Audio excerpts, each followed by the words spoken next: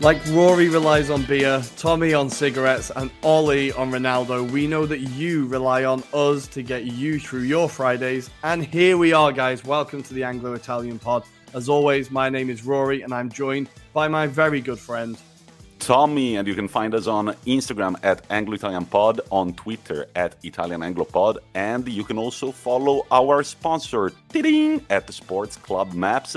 You can find them both on Twitter and on Instagram. Rory, how are you, man?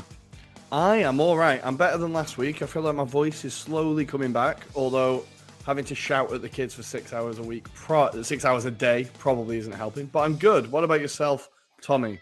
Well, I possibly had the worst birthday ever. So I was sick, and I will apologize in advance to all of our followers for missing out on the Euroreview on Monday night. That is kind of unprecedented, but I was feeling really, really sick. So basically, my birthday at midnight, we celebrated all together. Rory was there, my friends were there.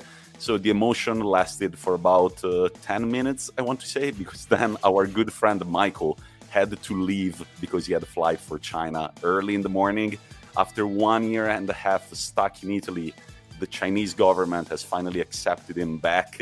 And I don't know, he's kind of an important person in our friend group. And after he left, like these I don't know, these like depression, like sort of like took over. And I was just like, I don't know, it's my birthday still, it's a good night, but it was good. Then the next morning I wake up, it's my birthday, I wake up feeling sick. And then I was sick for the rest of the days. And I want to apologize to all people who have a worse immune system than myself, including Rory, for all the time that I've made fun of you for being sick. Man, it sucks. Being sick really, really sucks. It rarely happens to me. And in these 3 days at home, I was just like, man, days are long and being sick sucks. So I'm sorry if I've ever done any ill shaming, we could call it that. Ill shaming, there's a new one for Twitter to latch onto. I accept your apologies, Tommy. Yeah, it's pretty grim. I think you realize that, like, how long a day is when there's like not much to do in the house. I don't know, Football Manager filled it for me, but even then you're like, this is quite a long time. This is quite a long time. I think that at 29, on the day of my 29th birthday, my body was like, Tommaso, before we get to 30, I think you need to realize that you cannot keep on with these sleeping habits that you have now. You need to like take better care of yourself. And the chance might be that it's my fault if you cannot find any lemons or any honey in Milanese supermarkets, because I've gotten them all, man. I went to the supermarket the other day. I just got 3 big bags of lemons to make like my God. hot lemonade with ginger and honey. But I'm back. I'm feeling great. You're back. He's back. And we've had, man, the Champions League this week was insane. We are going to start very, very soon, and it's time for our... Sorry about my dog. Did she sneeze? No, that's her barking. Calm the fuck down. Right. All right, I guess it's time for our Euroreview. Sorry. And it is up and away in our beautiful European blimp as it is Champions League action this week. Tommy, have you enjoyed it? How much of it have you managed to sit and watch?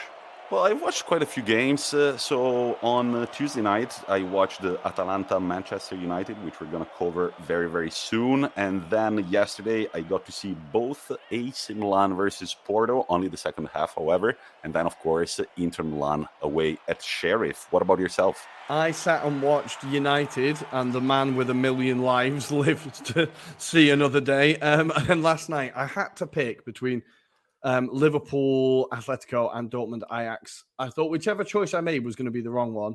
But actually, I think I did all right. I picked Dortmund, Ajax, and it was a really, really good game. So I want to talk about that a little bit. But of course, we'll be focusing on the Anglo-Italian teams.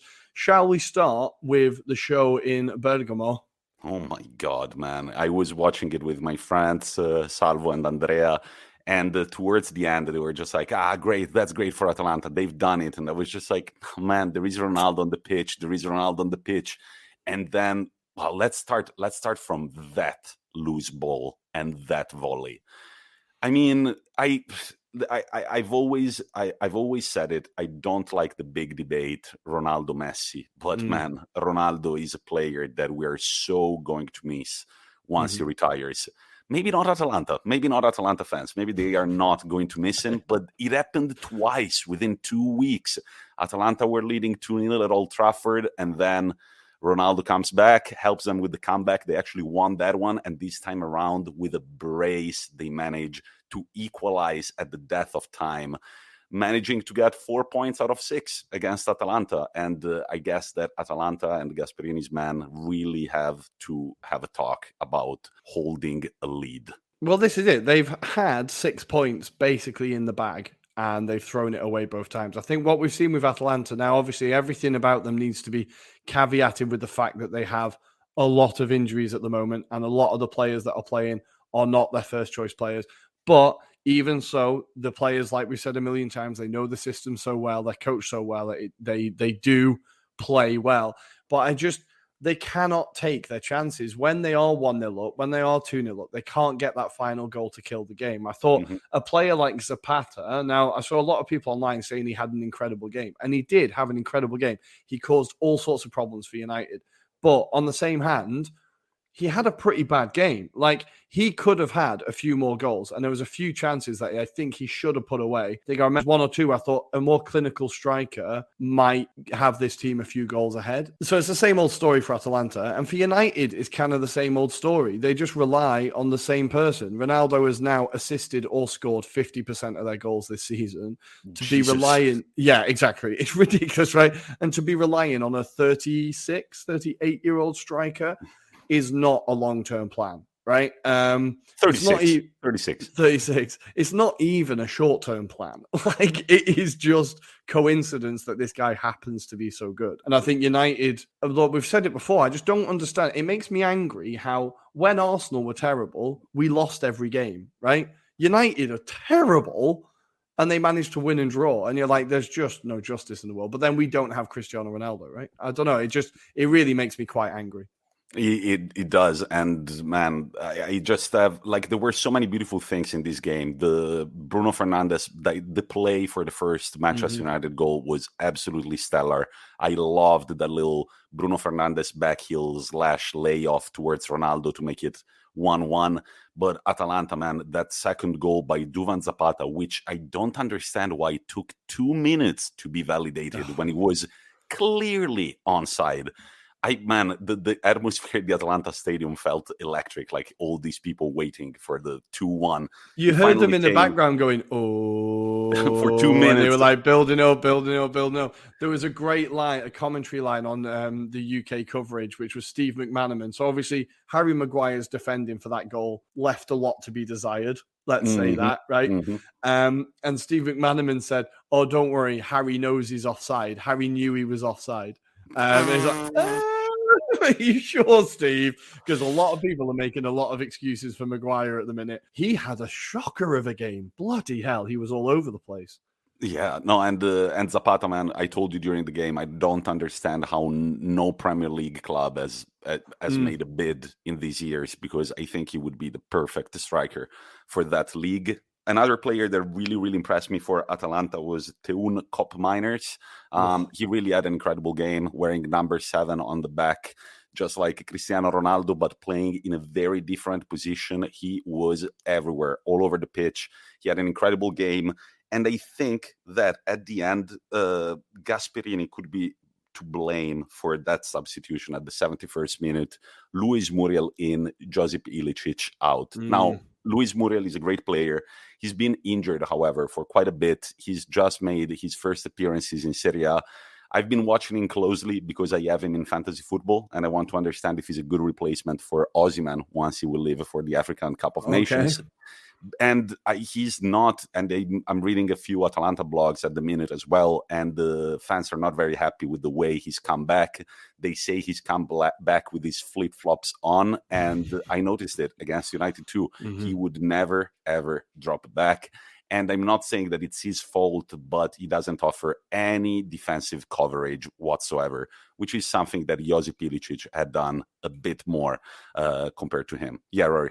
Well, this is it, exactly. And with Atalanta, we've seen that the style relies so heavily on that ridiculous press and how long that press needs to go on. The whole system relies on that. And as we know with pressing, when one of the pieces doesn't press, that's when gaps start to appear, and that's when space is found. So I think, yeah, there was definitely a drop off of intensity when Ilicic came off. And I think you could definitely see that. There also was an offensive play with Zapata.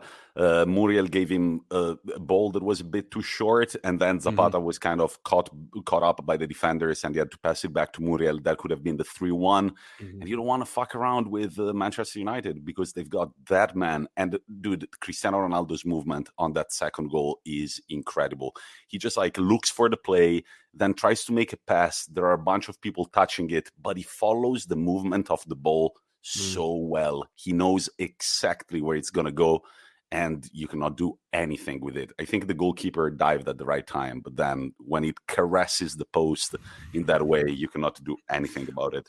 That's it. It was placed absolutely perfectly. But was there a handball in the build-up, Tommy? I think there was a handball in the build-up from Greenwood. Ooh, I didn't see that one. Really? I think as the ball comes through, he kind of knocks it with his hand a little bit, or it knocks his hand. I think there's a bit of a area for complaint there for Atalanta fans, possibly. They need to check it, I think, on the VAR, yeah? They did check it, and I was surprised. I was genuinely surprised it wasn't ruled out. But one player I also wanted to give their just rewards to was a United player, actually, and it's Eric Bailly. Now, I think this guy we've known, we've known that his injury record is what really is kind of holding him back. The fact that he does miss quite a lot of games a season obviously means that he hasn't been able to get any long runs of form together. But whenever I see him play, I'm always impressed by his pace, his ability to, like, even if his positioning isn't the best, his ability to recover from that is incredible. And in this game, his ability to clean up after Maguire was what kept the game respectable.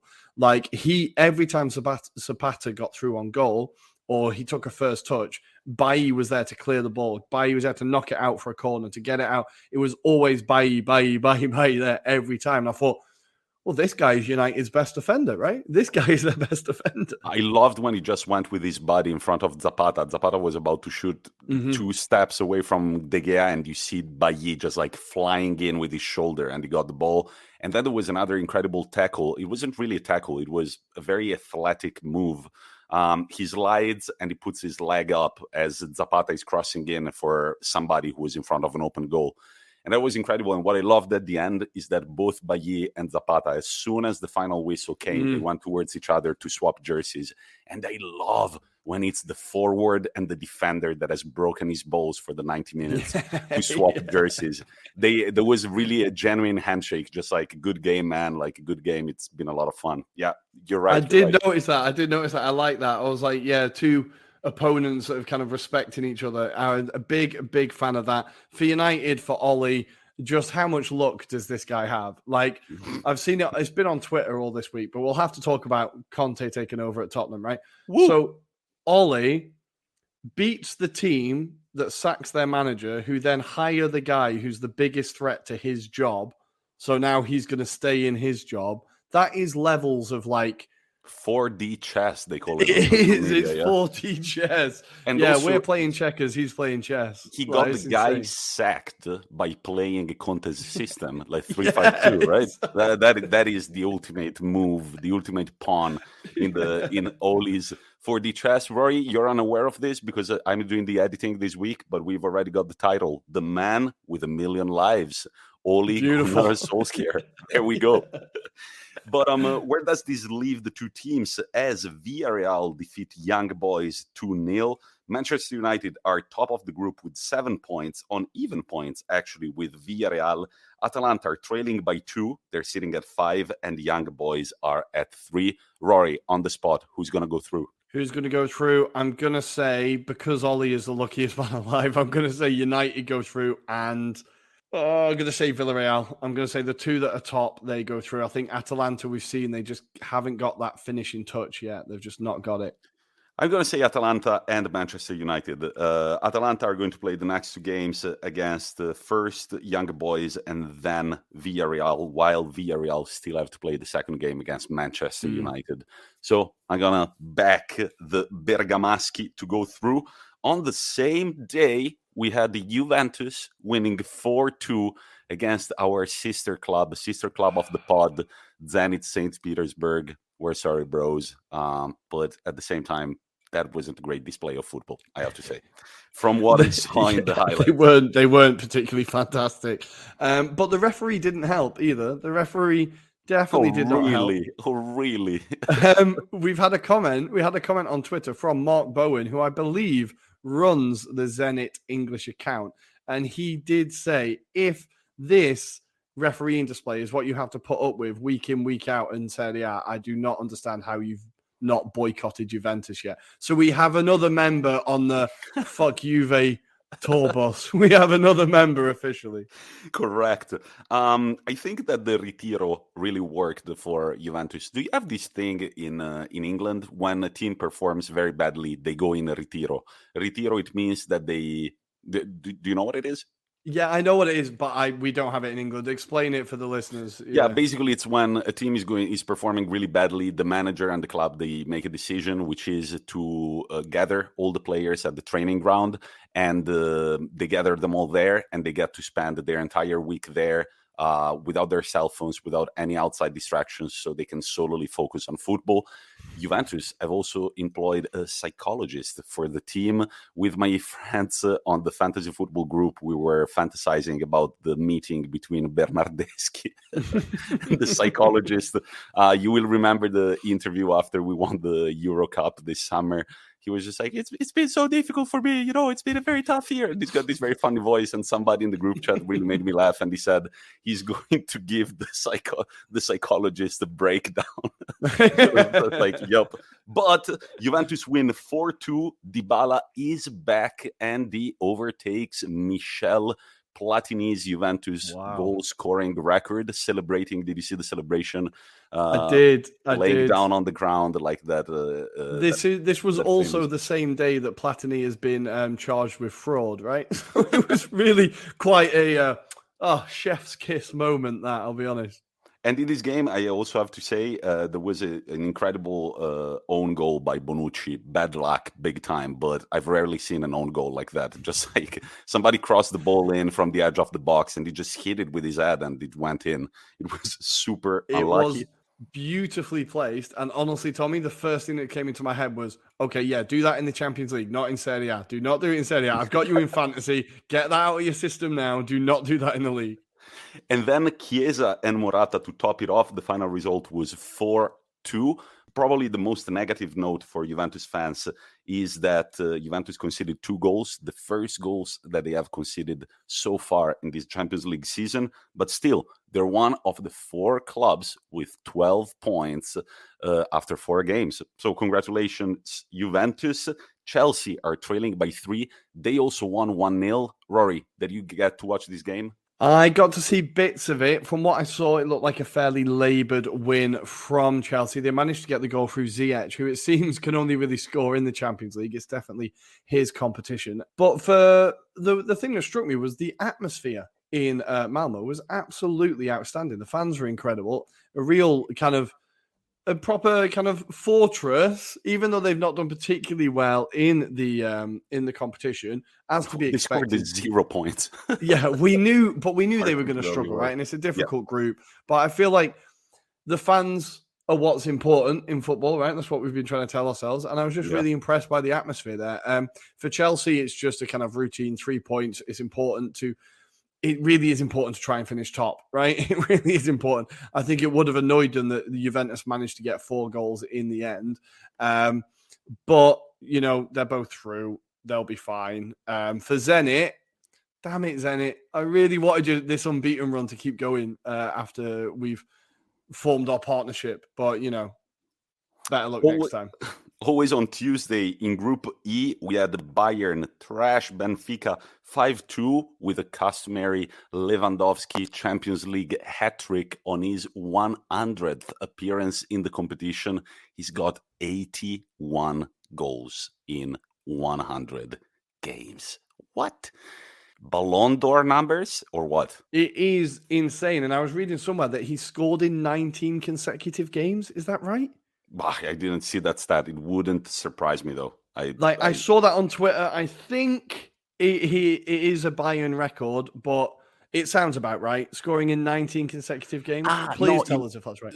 Sorry, no. I had the stat too. Sorry, he scored 12 goals in 11 consecutive games. Yup. Oof. 12 goals in 11 consecutive games. Has to be Ballon d'Or. Has to be Ballon d'Or winner. We've talked about it before. He has to win it. No other choice. It's just like it's one of those Wikipedia pages that you will look at and you expect there to be a Ballon d'Or win at some point in his career. He absolutely deserves it. But as beautiful as his goals were, I think that Nabri's backheel was actually the coolest thing that happened in that game. What club sold him to Bayern Munich, Rory? It was Werder Bremen.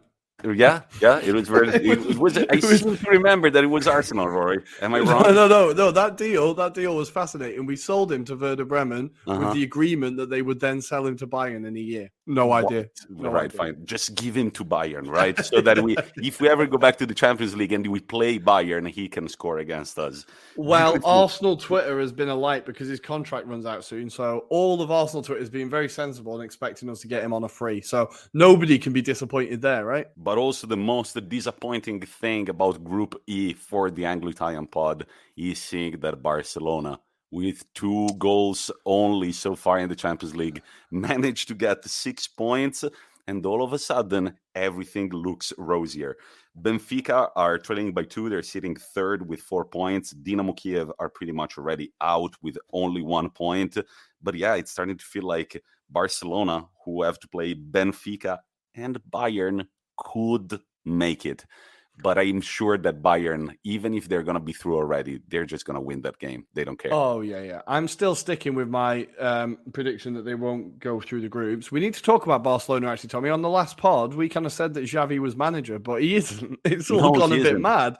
The Barcelona, so Al Sadd, they said no to them having Xavi. Then they said, okay, send a representative from your club out to Saudi Arabia. They went, and then they went, nah, you can't have him, which I think is a pretty baller move, like making them pay for a flight and stuff. So to it's still go to Saudi Arabia as well. Yeah, it's still all up in the air about who is going to be their manager. I think it's kind of expected that it's going to be Xavi, but God knows. So they are still. Who is in charge at the moment? Is it their assistant? I've no idea. I bet it's the assistant. I don't really know who it is, but they managed to win 2. They've got 2 wins and they've scored only 1 goal in each. But whatever. We will see. Only time will tell. I thought the Italian in you would respect that cleanliness of 1-0 wins, keep it tight at the back, etc. No, keep it tight at the back. Just let me look at the stats 1 second. No, they've conceded 6 goals in 4 games and they've scored 2 in 4. So fuck that. Group G, Wolfsburg managed to win 2-1 against the Salzburg, and Lille won away at Sevilla 2-1. This makes for another very interesting group, as Salzburg are sitting top with 7.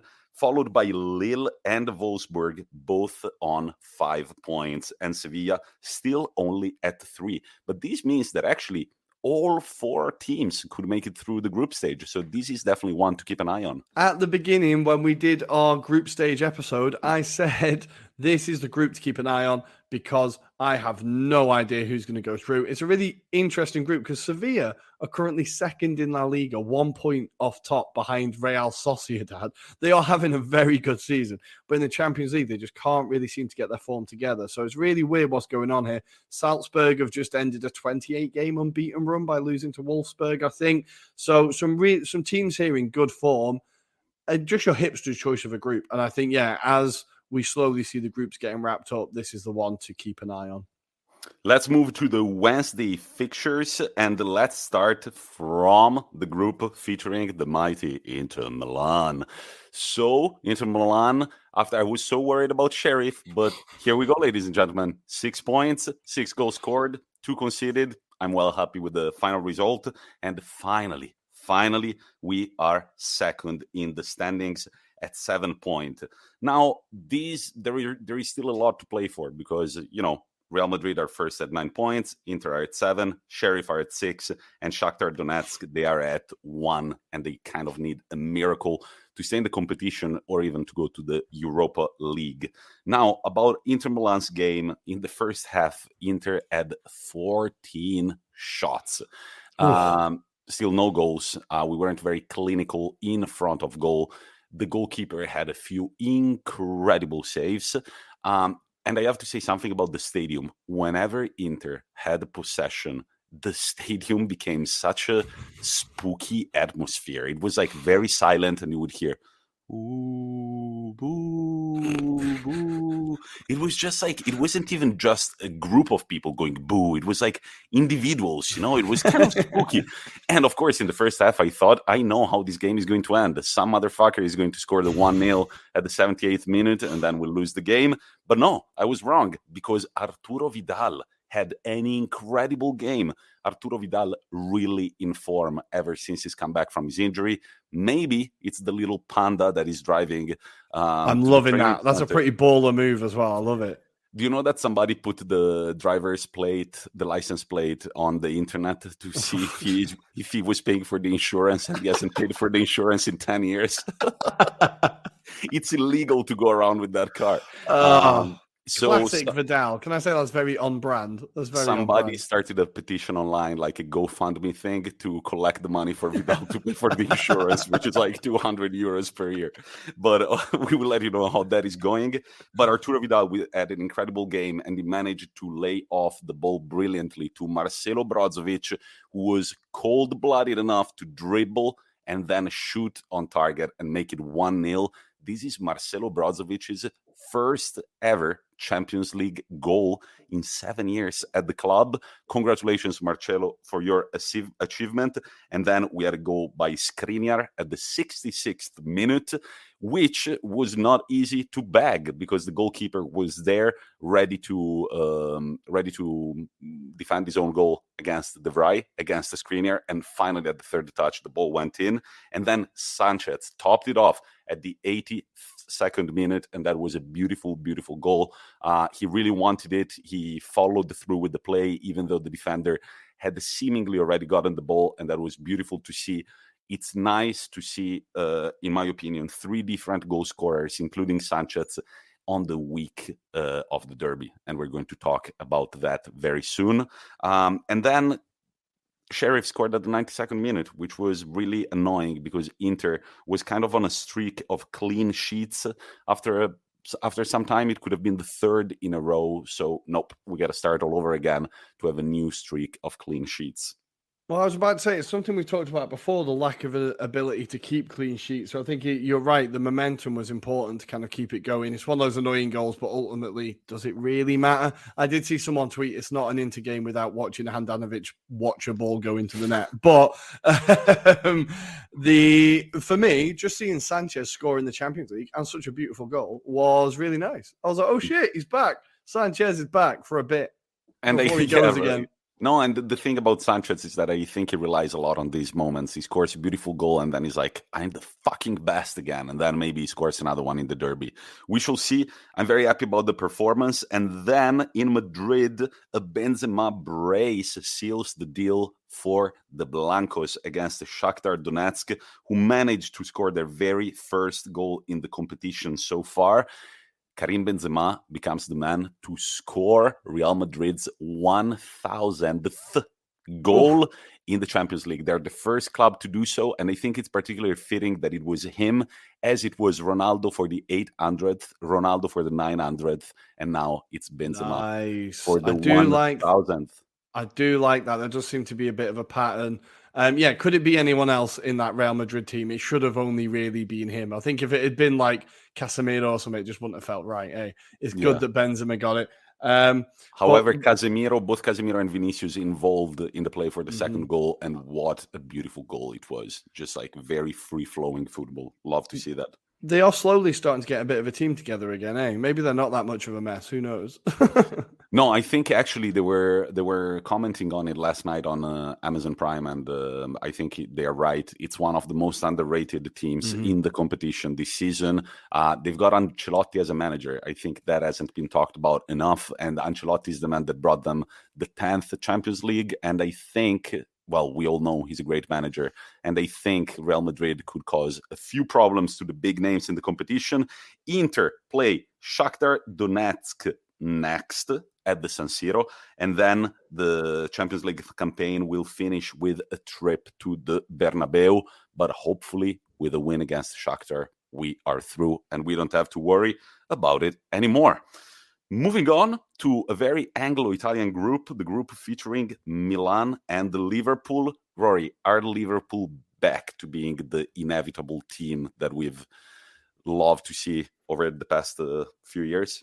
I think they almost certainly are. This is the game. This is the group that was labeled the group of death, right? We have to remember this. This was like, oh, this is the hardest group. Who the hell is going to go through? Well, Liverpool have won 4 out of 4, scoring 13 and only conceding 5.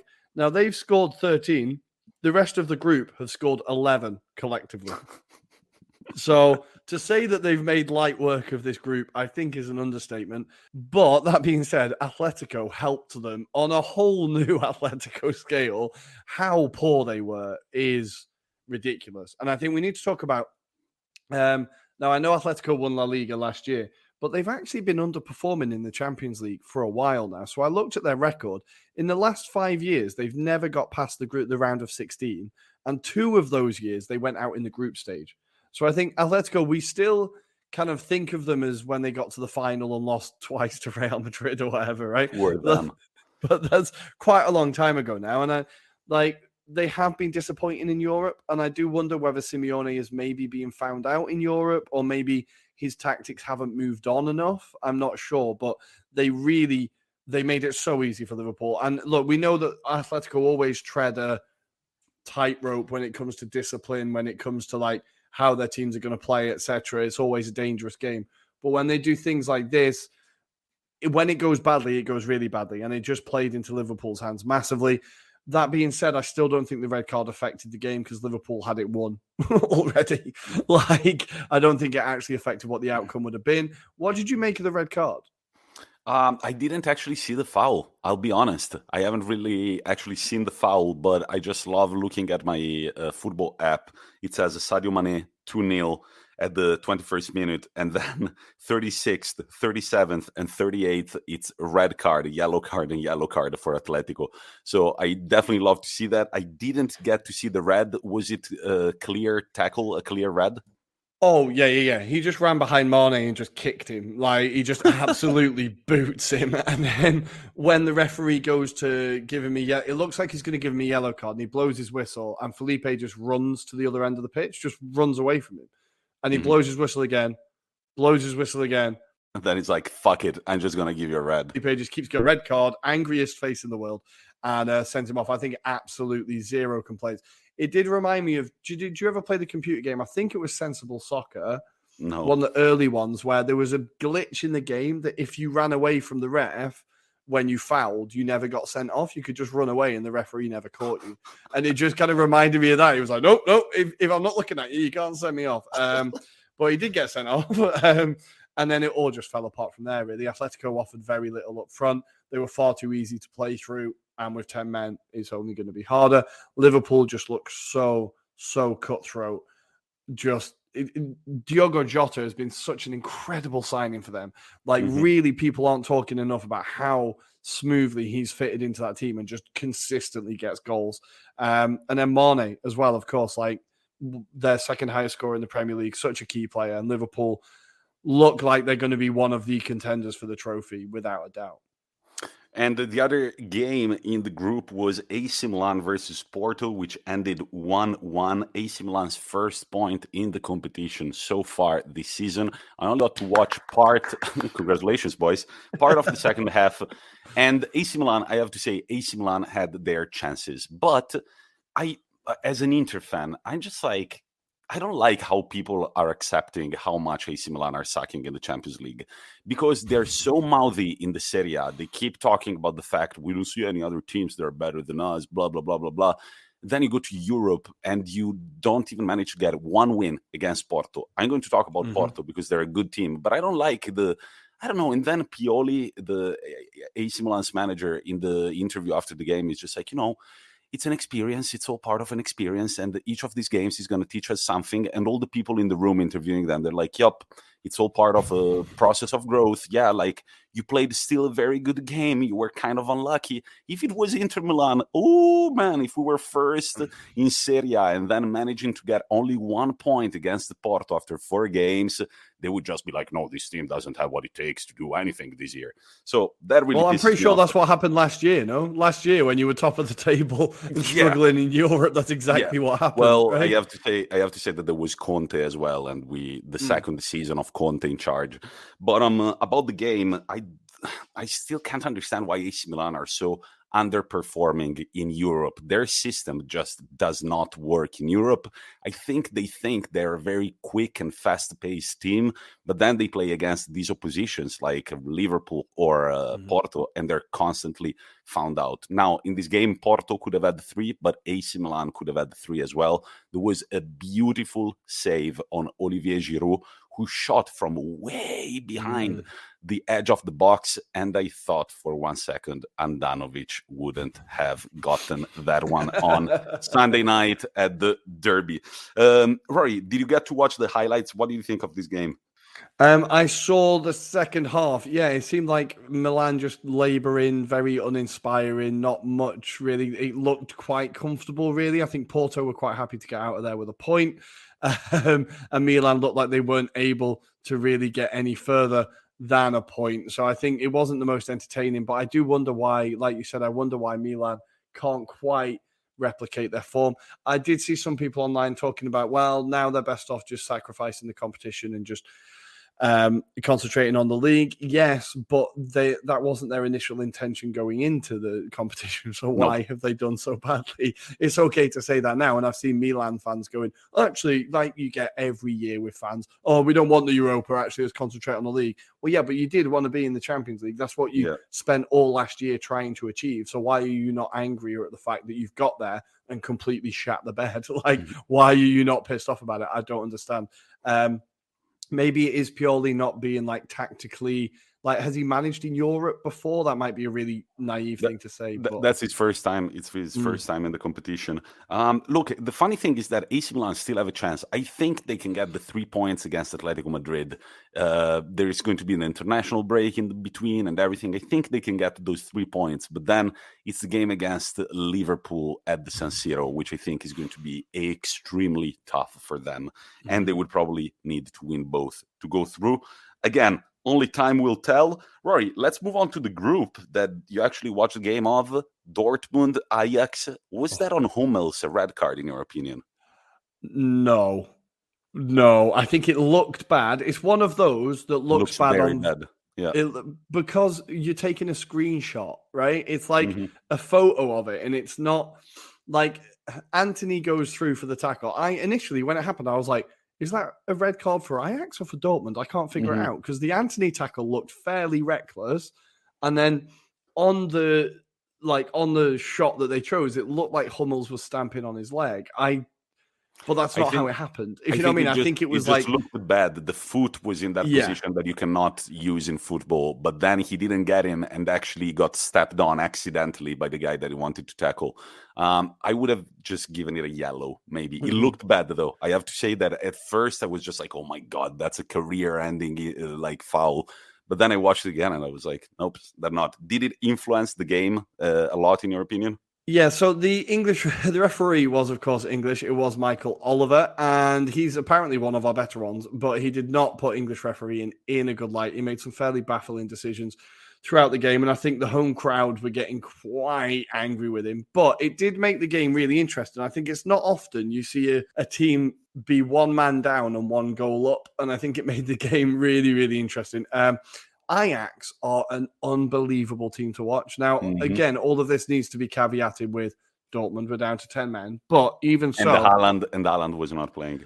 Yeah, and they have a lot of injuries. They have 5 first-team players out and now 6 because Torgan Hazard went off injured in the first half as well. So things are not getting better at Borussia Dortmund. But Ajax play some of the best football I've seen recently. And I think Ten Hag, we've talked about him briefly, but I want to talk about him a little bit more because he's now created 2 teams that could realistically, like the first one challenged for the Champions League, get into the semi-final, almost getting to the final. And this team, I think, could, like any team who meets them in the knockout rounds is not going to be like, they're not going to be happy. They're going to be like, okay, we need to, like, this is going to be a fucking game. Like, they've got a perfect blend of youth and experience with players like Tadic, bringing in players like Haller, who has had a start that nobody could have expected, really.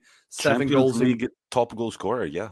7 goals in 4 games in the Champions League, and he scored in his first 4 Champions League games. Now, Tommy, he's only the 5th player to do this, right? I'm going to ask you, can you name one of the other 5 players who scored in their first 4 Champions League performances? Damn, this is a tough question. Their first 4 ever. Yeah. There are as many as 5? Yeah. I was surprised as well. Well, should we go with Robert Lewandowski? No. Wait, let me go with another name. This is a fun quiz. Ronaldo? The phenomenon? No. It's going to be fun. Inzaghi? No, Inzaghi, no. No, there is an Italian. Was it Simone Inzaghi, Inter's No. manager? No, all right, go for it. I don't know. Okay, it is Zé Carlos. All right. Del Piero. Shit, Ale. Diego Costa, and a man who should have been on the pitch, Erling Haaland, of course. All right. Damn, this is an interesting stat. Well, Sebastian Haller, holy shit. And you can... I know, that is a great company to be in, and he is, like, West Ham fans will be looking at him going, where the fuck was that player? What is happening? But Ten Hag, we have to remember that Ajax went 5 years without being in the Champions League, right? They were a bit of a mess not that long ago. Then Frank de Boer took over, and this was when before Frank de Boer was a running joke, and he actually steadied the ship and kind of got Ajax back on level footing. But since then, Ten Hag has really pushed this club forward in getting them to the semi-final of the Champions League, just transformed that club, transformed the money, what they were able to do with it. They've invested wisely. Of course, they've got the youth system that they can always rely on. And this team just looks incredible. The players that really stood out to me were Anthony. Man, I love that guy, Anthony. Yeah, big time. Getting 3 assists, a right winger who loves to cut inside on his left foot. The cross for the Tadic goal was beautiful, although it did cause Tadic to impale himself on the post and go full Phil Babb, as we say in England. That looked very, very painful. I did enjoy his celebration of, like, celebrate, grab his penis. Celebrate a bit more, grab your penis. Celebrate a bit more. He was like limping and then finally got to celebrate. It was a great goal. And then from then, Ajax just pushed on. I think Dortmund, with all these injuries, they really are struggling. But they kept the game competitive for a long time with 10 men. It's just ultimately they did get tired. And that is understandable, I suppose.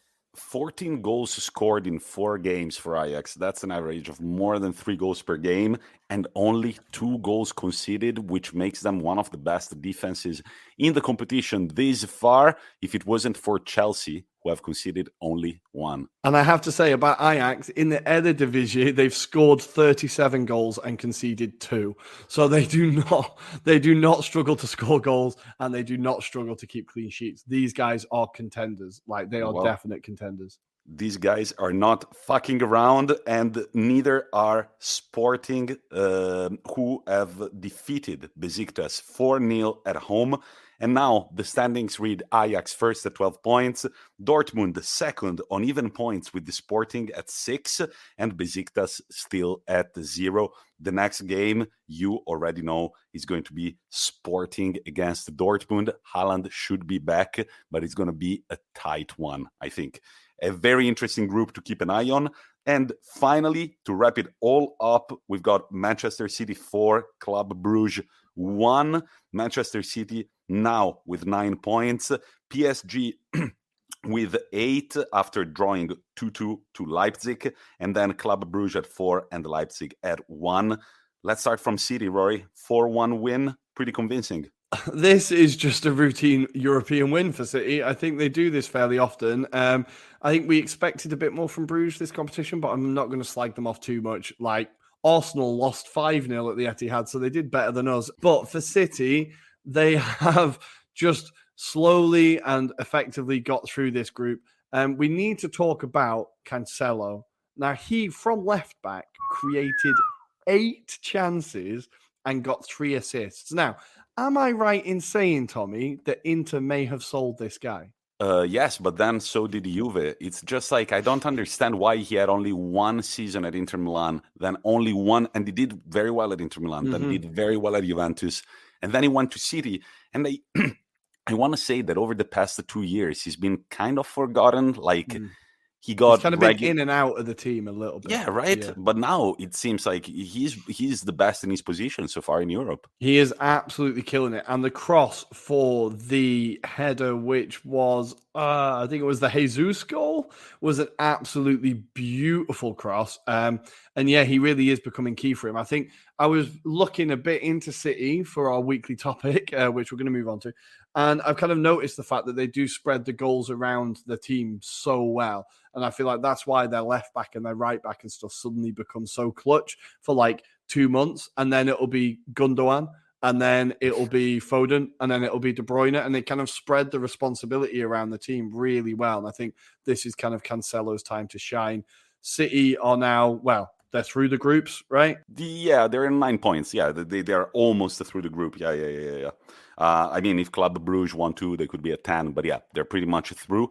But the other game was PSG Leipzig. Leipzig, whom had a chance to go 2-0 up in the very early stages of the game. But then they had to meet Gianluigi Donnarumma, who saved Andre Silva's penalty. But before that, we have to cover another goal by Christopher Nkunku, who's reinvented himself as a sort of striker. And he's not a striker. And it's fucking great. We love all that about it.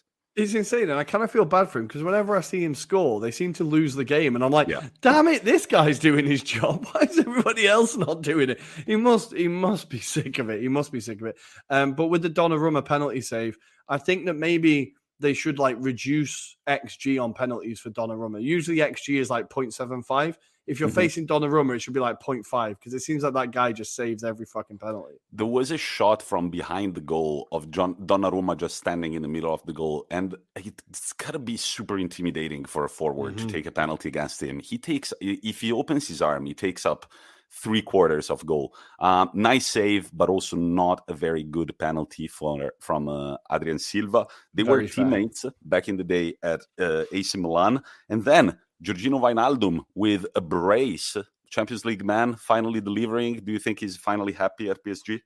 I kind of forgot he was there for a little bit. Yeah, it was nice to see him get 2 goals, and maybe that all these superstars and these egos will actually start playing together. I saw people slagging off Pochettino. They are 10 points clear at the top of Liga, and last time I checked. And I did see like people blaming Pochettino, but then you see PSG win and there's no intensity from the players whatsoever. There is no pressing. There's no like urgency. It's just a lot of players kind of strolling around the park, and you're like, is this really Pochettino's fault, or is this the players just not putting a shift in? I'm not sure which one it is.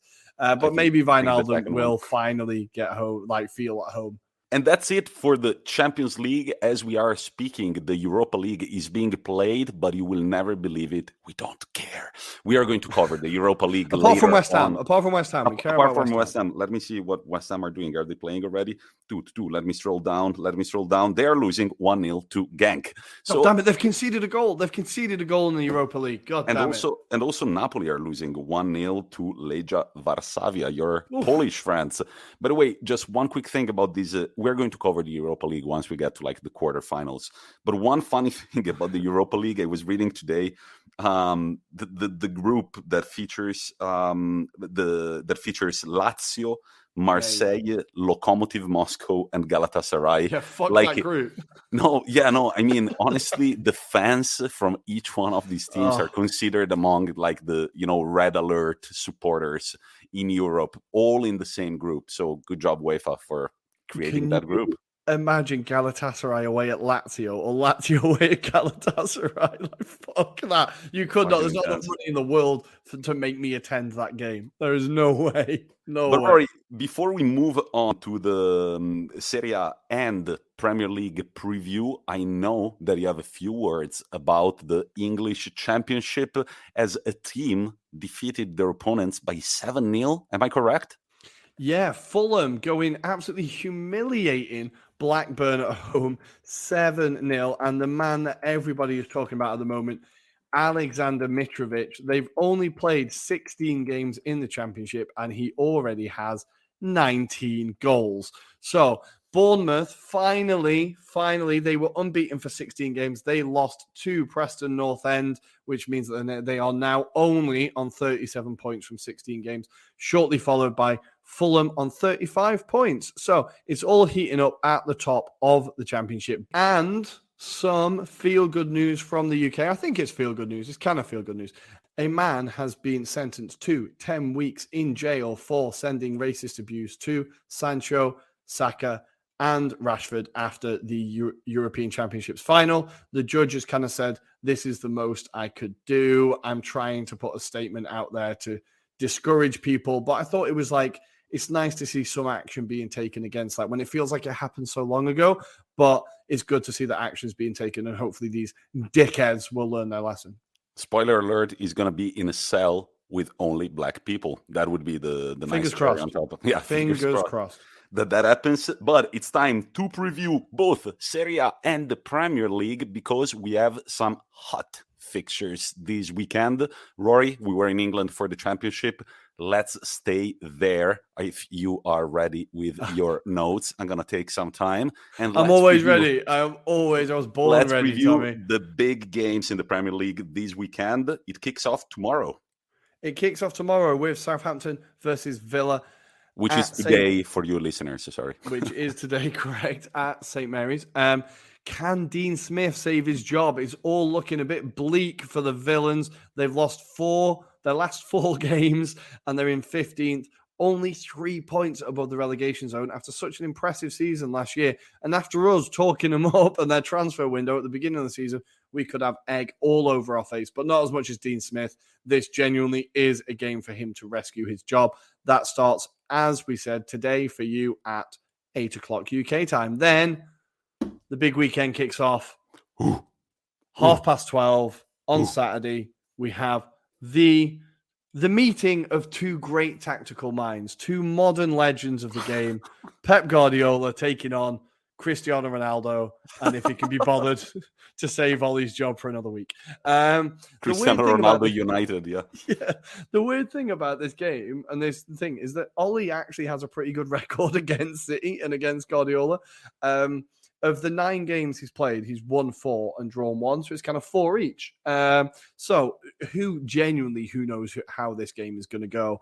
It's, as always with United, you think, well, yeah, it would be very United to just beat City, but then I can also kind of see another 6-1 at the Swamp happening, if you know what I mean. Neither would really surprise me. So this is a game not to be missed. What a way to kick off the weekend.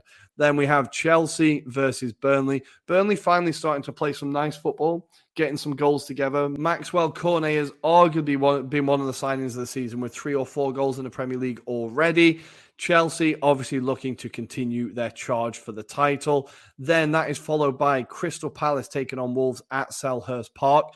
Another of the potential signings of the season, Hwang, taking on Crystal Palace fresh from beating Manchester City at the Etihad. Can Patrick Vieira get a bit of form put together and get the Eagles flying up the table? Again on Saturday at 3 o'clock, we have Brentford versus Norwich City. Now, this is an interesting one because it's 2 of the promoted teams. Norwich went up as champions and Brentford went up through the playoffs. And Brentford are in much better shape than Norwich. This is a game that ideally Norwich would, at the beginning of the season, they would have said, right, we need 3 points from this game. I think the way the season's going, they might be thinking, right, let's get 1 point from this game because it is not looking good. Daniel Farke looks like he could be out of the door as the Norwich fans are getting a bit fed up of the stagnation. He's not playing Billy Gilmore. There's all things going on in the background. Things are not looking rosy at Norwich. Then we have Brighton versus Newcastle on Saturday at 6:30. Can the Seagulls pile more misery on the Magpies? I have a sneaky feeling they might just do it. It's a bird fight, right? It's a bird off. It's a bird off, ladies and gentlemen. You know that half of this podcast, at least me, heavily backs the Seagulls to push for a Premier League title. They haven't won a game in 7. in these 6 games that they haven't won, there have been 5 draws and 1 defeat at home against Manchester City. I think this is the game for the goals to fly high again. And if they don't win this one, then there is something maybe to see at the Amex. Yeah, it's the Amex. Yep. Exactly. Yeah, I think that'll be an interesting game. Then we have, Tommy, we're actually finally going to have to talk about it, but very, very quickly because we have to do Serie A as well. Conte has taken over at Tottenham, damn it. And his first game is going to be Everton away. Now, Everton have been fucking all over the place. So this is actually quite a nice game for Conte to start off with. What do you expect from Conte at Tottenham, realistically? Okay, I think this is the ultimate test. If Conte cannot bring a trophy to Tottenham, then I think that Tottenham should take a break from any competition for 1 year. Just sit down, stare at the wall, and think about who they are and what they stand for. Because if Conte cannot win anything, then it means that there is like a curse on the club and it can't be done by anybody. I think it's an unusual appointment, especially for Conte to take a job less than halfway through the season. He's more of a guy that needs to prepare for the job in the summer and everything. But I think he's been in contact for quite some time. And if he accepted it, it means that he's sure of what he's doing. He's going to change the system. We know that. They're going to play with a 3-5-2 from now on. He's going to find a very good center back that was voted the defender of the year last year in Serie A, Cristian Romero. You can be sure that he's always going to be a starter for that team. And for the rest, they kind of have to sit down and take a look at Tottenham's squad to try and figure out what changes he will implement. But definitely, you can expect the Tottenham players to be training super hard as we are speaking. Probably they haven't stopped running since this morning at 10 a.m. They're still running. He's still yelling at them that they suck and they're awful people. And he's right. He's right. They are terrible players and people. Yeah. And it was actually kind of funny. I saw these like pictures of the first training session with Conte, and it was smiles all over the place. But I was just like, man, that's so surface. He has to do it for the cameras, and then the second those cameras are away, yeah, exactly. But hey, look, if I were a Tottenham fan, I would be well happy with this appointment. He comes in with a pedigree of a winner, of a guy that does his job in a super professional way, and let's see if he can turn their faith around. What do you expect from this first game in charge, Rory? I think there's definitely going to be reaction, right? I think Kane's probably going to score 2. It'll be the new manager bounce, and it'll be, you can hear in my tone of voice how much I'm dreading the fact that this could actually go quite well. Yeah, I think there's going to be a massive reaction. And as I said, Everton have been all over the place. This is kind of a nice-ish fixture for Conte to walk in on. And yeah, we'll see if he can get the most out of Kane and Son, because I think those front two, he really can get the best out of them. So unfortunately, it looks like Tottenham have actually done something sensible for once. And at the same time, we've got the mighty Arsenal coming from 3 consecutive wins, undefeated in 3, 4, 5, 6, 7, 8, 9 games. What's happening? I can't talk about it. That's why I'm doing it for you. Can they get to 10 undefeated against the Watford? I personally think they can, as Watford are slightly struggling. They've won only 1 in their last 5. Removed as lightly. They've lost 3, conceding God knows how many goals. They've drawn 1 to Newcastle. So I think, Rory, this is going to be the 10th undefeated game. We have to. And with Ramsdale in goal, who should be England's number 1 by this point, we have every bloody chance. Ramsdale, I get a feeling he might come up in the weekly topic. Ramsdale has been an unbelievable signing. I cannot believe how happy I am that he is at the club. He pulled off an incredible save against Maddison. Arguably, I think it could be voted like save of the season by the end of the season. I don't know if we're going to see a better save. It's a double save. It's not even a save. Yeah. It was incredible. He was giving it back to the crowd the whole fucking game. They were doing the your shit when he was kicking off the ball. He turned around and gave it back to the fans. At the end of the game, he tapped the badge and bowed to the Leicester fans. Like, he fucking loves it. He's become a fan's favorite instantly. He's one of my favorites. And I think with him in goal, the sky is the limit. We're coming for it. I'm excited. That's all I'm saying. And then 2 more games. One is Leeds against Leicester. What do you make of this game, Rory? Leicester need to find some form. Leeds need to find some form. This will be an entertaining game, but God knows who's going to win. I have a sneaky feeling Leeds might actually pile the misery on Leicester. They looked a bit like lack of intensity from Leicester. I think they start games really slowly, and that's why Arsenal won the game in 20 minutes, and after that, it was kind of done.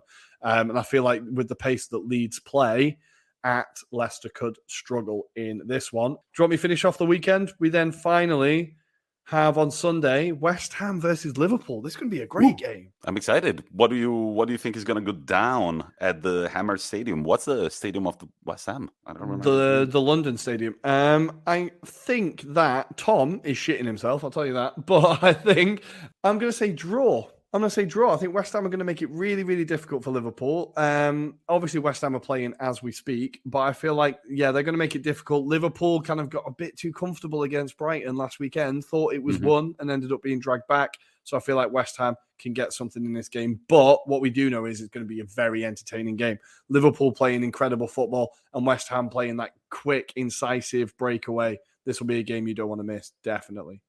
Let's move on to Serie A. Then it all kicks off tonight on Friday night at 8:45 p.m. Italian time. And the first game of the weekend is Empoli against Genoa. Now, I was preparing for the weekly topic. We're going to talk about our predictions, our official predictions, now that we've seen how the Serie A and the Premier League are going. And I was looking at the teams that I think are going to get relegated. And I was like, wait, where is Empoli? Empoli just came up from Serie B. Empoli are sitting comfortably at the middle of the table, 11th position with 15 points. As many as Juventus, as many as Bologna, one more than Torino, and one more than Sassuolo. So definitely they have been one of the surprise packages of this season. The last 5 games, they didn't do so well, but they still managed to win 2 against the Salernitana away and against Sassuolo, always away. Genoa, on the other hand, are one of the teams that is currently struggling to get out of the drop zone. They're on 8 points, on even points with Spezia. And over the last 5 games, more than 5 games, I mean, the last game that they've won was on September 12th against the Cagliari, a 3-2 win. And since then, it's been 3 losses and 5 draws. I don't think this is the right game for them to turn their faith around, but it's definitely going to be an interesting one, especially for Empoli. If they can get a win, then they will be comfortable at 18 points, and that's a good a good point tally to have before the international break.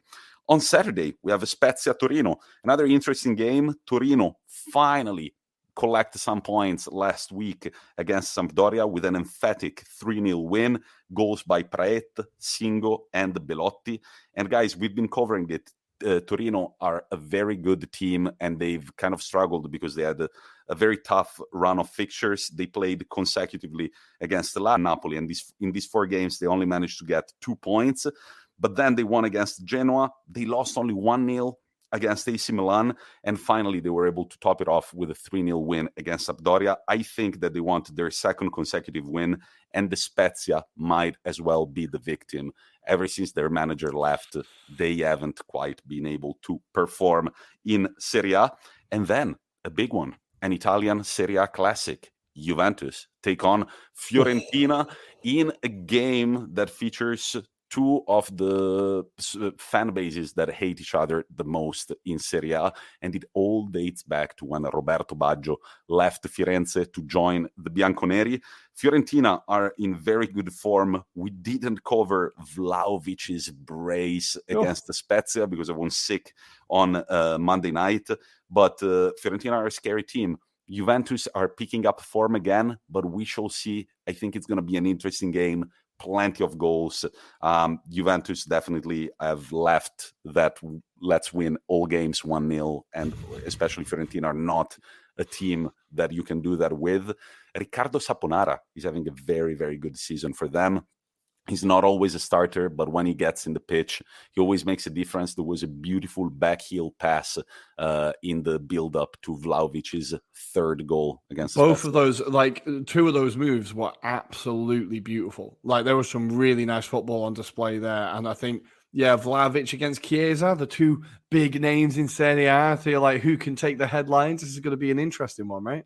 It's going to be a good one. I recommend it to anybody. And then on Saturday night, we've got Cagliari against Atalanta. Cagliari are struggling so fucking much with such a good squad. It's unbelievable. Atalanta, on the other hand, over the last 5 games, they've won only 1 against Sampdoria. They have, in fact, drawn against Udinese and against Lazio. And then, of course, in the Champions League, they lost 1 and drew 1 against Manchester United. I think that they need to show signs of life, and this might as well be the game to do it. We might see Muriel starting off, and this could be the right game to try and make a statement. I'm back. I'm ready to bang goals in like I used you guys to. Then on Sunday, we've got Venezia Roma at 12:30 p.m. Then Sampdoria Bologna, Udinese Sassuolo, Lazio Salernitana, Napoli Verona, which is probably the standout game of these afternoon fixtures. Napoli Verona is going to be a good one. Also, big rivalry between the two fan bases. But really? Why do they? Because they're at opposite ends of the country, right? Yeah, for that reason. That's the reason why. Oh, really? The Veronesi consider the Napolitani Africans, and the Napolitani consider the Verona fans just like the Germans. So do you remember there was in the Maradona documentary that we watched, there was that sign from the Verona fans that said, "You guys have got cholera. Like, you shouldn't be allowed in stadium." That was something. But Verona are a very good team. There is a certain Giovanni Simeone who is in stellar form. They managed to defeat Juventus 2-1. This is definitely a test for Napoli. They don't want to lose the top of the standings, especially because if AC Milan slip against Inter in the derby on Sunday night, then Napoli could be first all alone at the top of the standings. 8:45, AC Milan, Inter. I'll let you go first, Rory. What do you think of this game? I was just going to say, Tommy, how the hell are you feeling ahead of this one? This is a big derby. This is a big, big derby. Now, we can talk about how Milan are currently on 31 points and Inter are on 24. That's a bit of a gap, 7 points. If you manage to win, you can get them back within range. If they win, Tommy, it's looking like that's a mountain to climb. I'm not very confident about it. How are you feeling? I'm feeling confident. Usually I shit my pants before derbies, and you can be sure that on Sunday night I'll be shitting my pants. I'll be wearing a diaper. But the thing is this one. About Inter, I think we've hit form. If it wasn't for that very controversial penalty against Juventus, we would have had 5 consecutive, actually more than 5 consecutive wins. We would have had, 5 consecutive wins if it wasn't for that draw against Juventus. So after the defeat against Lazio, I think that something has started moving at Inter. There were those 2 consecutive clean sheets in Serie A. I think we're at a good point. We changed manager this year, and he plays with the same system of Conte, but of course he's got to get his ideas through and everything. So I think it was normal that Inter didn't quite perform as they did last year. Hakimi left, Lukaku left, but I think that we're finding our identity. And going back to the win against the Sheriff, what I really liked is that we didn't lose our cool. That's what the interviewers were asking the players after the first half. They were just like, guys, did you get frustrated? 14 shots, no goals? And both Brozovic and Skriniar, they were just like, it's football. We are a very experienced and mature team. You just have to sit down. If you shot 14 times, then you got to be more clinical. And that's what we tried to do. And so I think that the team is very mature. While, on the other hand, I think that AC Milan are playing great football, but they always are carried by their own excitement. And I think that in a game like this, you've got to be very, very focused. I think there are going to be goals on both ends, definitely. But I think that Inter Milan, in the end, they're going to come out winners. It's too important to win this game. And there is a certain Lautaro Martinez who hasn't scored in quite a few games. So maybe this could be the right game for him to feature again in the score sheet. And I think that a player that could really make a difference is Joaquin Correa, the man who scores only braces. He scored in the last 4 Serie A games that he scored. It's always been braces, 2 for Lazio, 2 for Inter Milan this season. But I think that it could be the key because he's very fast. He can dribble past the player. And I think that will be much, much needed against a very solid defensive system like AC Milan's. But yes, I'm a little scared. If we lose it, we're 10 points behind. If we win it, we're only 4 points behind AC Milan and 7 behind Naples, who are the first team that we're going to take on after the 2-week international break. So coming back to that, bloody hell. Yeah.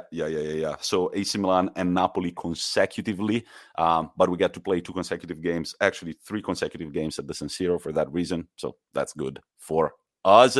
This is on Sunday night at 8:45 p.m. Anything more to add in the Euroreview, Rory? I think that is it. Apart from Forza Inter, right? We need Inter to get this. We want a title challenge. We want the retaining of the Scudetto, and this is where it starts. Also because if we don't win, my predictions in the weekly topic are gonna make me sound like an absolute fool. Let's jump to our weekly topic, ladies and gentlemen.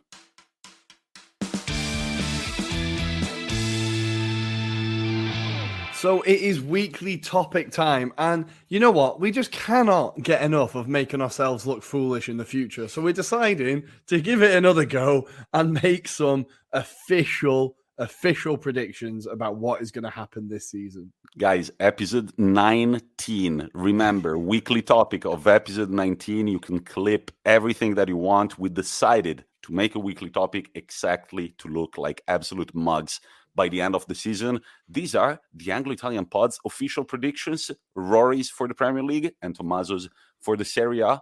Let's start over in England.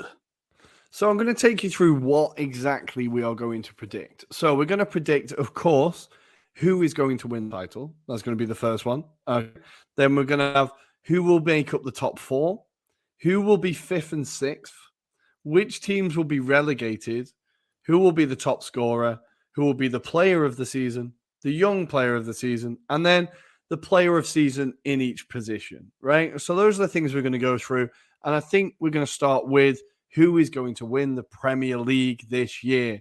Now, I'm working off the basis of that there are 3 teams in the title challenge. I apologize, West Ham fans. I just don't quite think you're involved in the chase, despite you being in 4th place. So the teams, of course, I'm going for are Chelsea, Liverpool, and Man City. These are the 3 teams that I think are going to be chasing it down. Now, we've talked about it a lot, mainly because we're going to be covering it a lot, but AFCON really is going to be the decider. I think this really is going to be a deciding factor in who wins the league this year. So I'm going to take you through who loses which players, who plays who in that gap, and how it's going to make a difference. So we'll start with the table leaders, the current table leaders, Chelsea. So they only lose Mendy, only Mendy and Ziyech, right? Those are the 2 players in their squad, or the 2 first team players in their squad that will go from or to the AFCON. Now, this is, of course, from the 15th of January to the 2nd of February. This will mean that Kepa has to go in goal for Chelsea in the meantime. Now, with Kepa, we've seen him play in a few cup competitions, and he seems to be a bit more reliable. Maybe we've just forgotten, right? No, I agree. But it seems like he's become more reliable. We know that he's fantastic in penalty shootouts. That's not really going to help in the Premier League, but it shows that I think that maybe the time out of the spotlight has done a lot of good for him.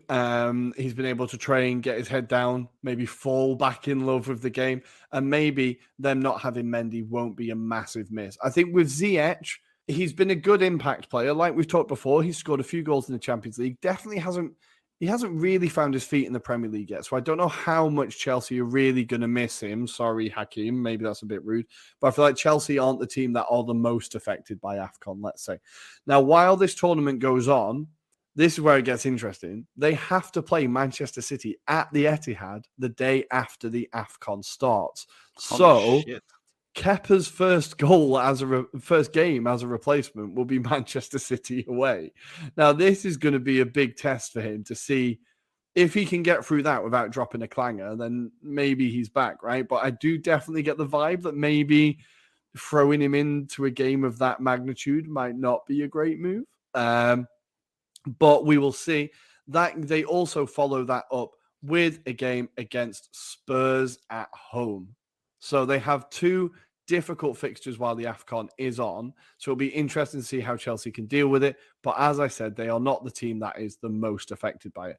If we go on to who are currently second in the table, Liverpool, this is the team that are most affected by the AFCON. I think that is probably fair to say. So obviously, the two headline players, three headline players, I would say that they are missing. They're going to lose Naby Keita, Salah, and Mane. Ouch. Three huge misses, especially with Keita becoming more and more key. We've seen him really finding his feet in that Liverpool midfield. He's really becoming massively important for them. So you're not only losing a big part of your midfield, but you're losing your two top goal scorers. So it will be interesting to see how Liverpool are going to replace those goals, because we've seen in the past that they have quite a small squad. Like, you can almost always name Liverpool's starting 11. And we saw last season when they did miss a few players, how quickly it all kind of fell apart. So it will be interesting to see if they can replace the goals and who is going to step up. But the relief for Liverpool is that during the AFCON, they have to play Brentford at home, which should be a fairly, like, we've seen Brentford, they've made life difficult, but you would expect Liverpool to win that game. And they have Palace away. So two games that Liverpool could realistically, without these three key players, still keep their form going. So let's move on to City, the final contenders. Now, they only lose one player to AFCON, and that is, of course, Riyad Mahrez. But what we know about City is they have a very deep bench. So they will not necessarily miss him that much. They will have players that will come in.